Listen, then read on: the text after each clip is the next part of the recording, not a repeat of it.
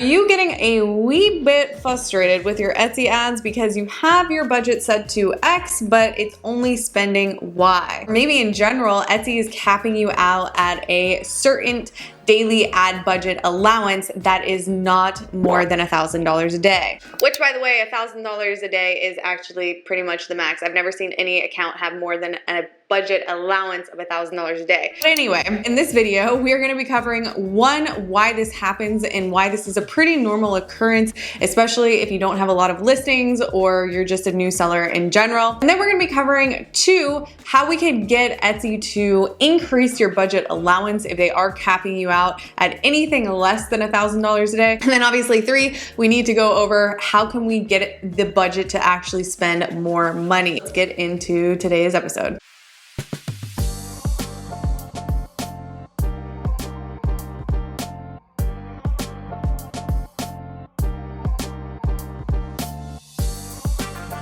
First things first, why does this happen? I have my budget set to $100 a day and it only spends 10, or I have my budget set to $500 a day, but it only spends 50. Why are we seeing this? Why is this happening? Well, the first thing that we have to understand is that Etsy's advertising platform is pay per click. Not every advertising or every media buying platform where you can spend money on ads is pay per click. Instagram and Facebook are really popular media buying outlets. You also have Google ads, you have Snapchat ads, you have YouTube ads, you have TikTok ads. All of these things are considered media buying outlets where you're giving a platform money in exchange for them to send you traffic or expose your products and services in front of other people. In Etsy's case particularly, their payment method or the way that they charge you is called pay per click. That means that you're not paying for impressions or you're not paying for your listings to get shown at the top of the page. You are paying for that, but you're actually only making payment to Etsy if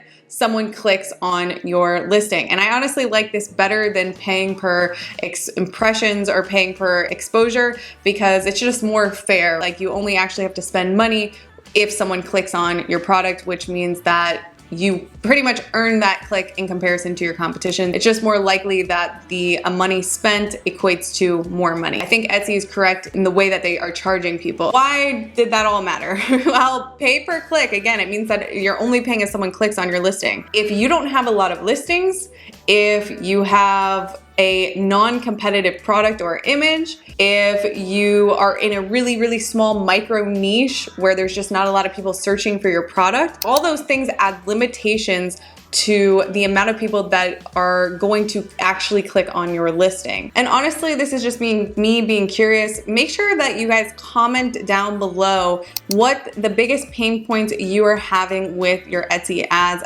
if I am not already covering them in this video. Honestly, those comments really, really help me. They tell me what you're struggling with. It also tells me what false beliefs are being circulated through the Etsy community. If your comment gets enough likes or gets enough traction on it, then I usually will go ahead and make a video debunking or talking about that topic. So number 2 that we mentioned before is, say you are somebody that is being capped at your daily budget allowance. When I'm talking about this, I'm talking about when you go into your ads account, you basically can set a budget. Now, if your account is new, or if you're in a very small niche, sometimes Etsy caps you out at what you're even allowed to set your budget at. When my first Etsy brand was allowed to set my budget allowance to $1,000 a day, pretty fast, like within the first 60 days. My second brand, I was targeting such a limited customer avatar or a very niche customer on the platform. It took us about 7 to 8 months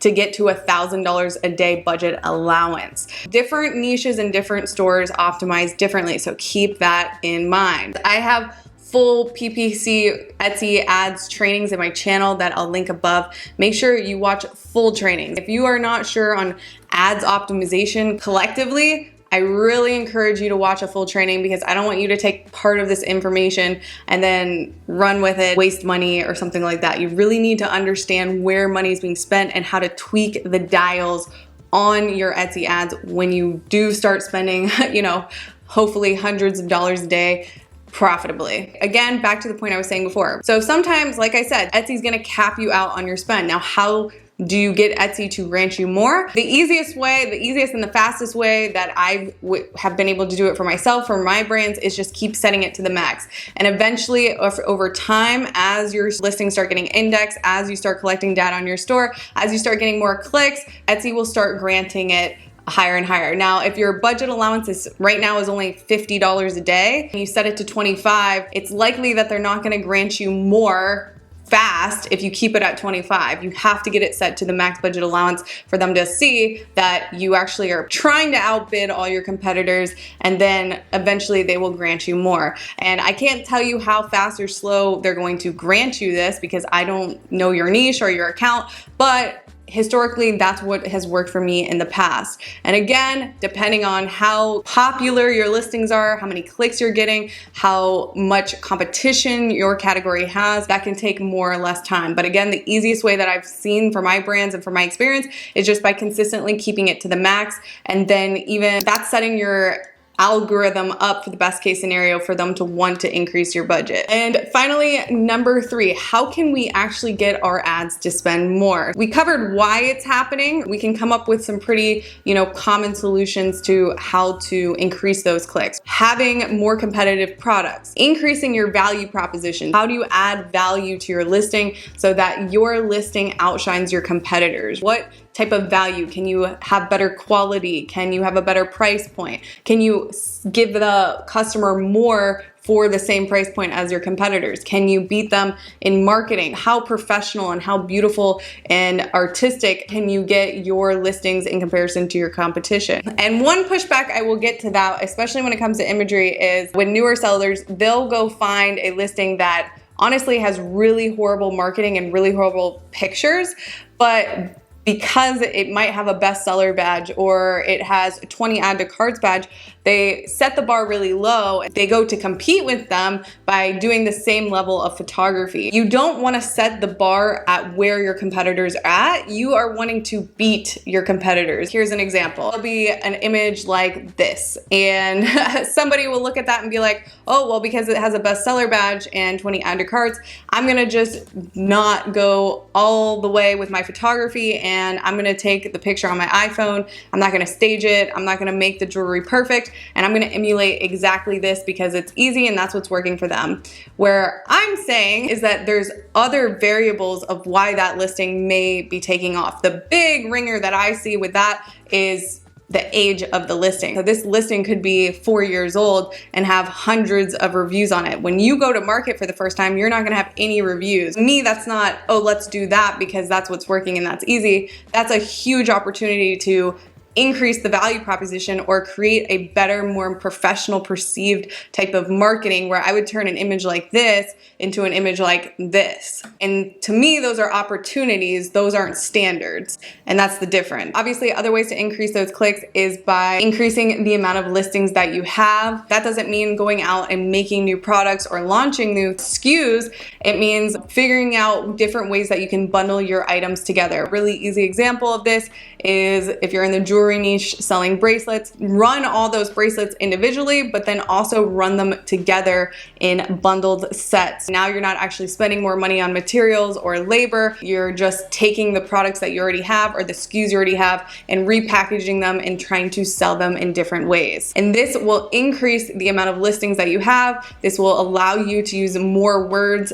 search terms in your listings, which could broaden your searchability on the platform, which could yield more clicks. And guys, I cannot emphasize enough, I have way more in-depth trainings on all of these topics, right? Specifically Etsy PPC, I encourage you to watch that full training as well as any of my other trainings that talk about how to really tweak the dials on your listings and add more value into your listing so you stand out in your competition.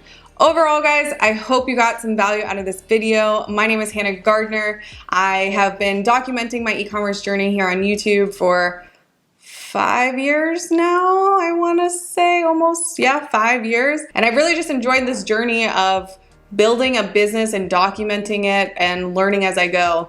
I by no means am the best at this or the #1 seller on Etsy, but there's a lot of value that you can give and get by building a community of like-minded people that are all trying to do something similar. Thank you guys. So much gratitude for you watching. If you've stayed until the end, again, make sure you leave those comments down below, and I will see you guys in the next episode. Bye guys.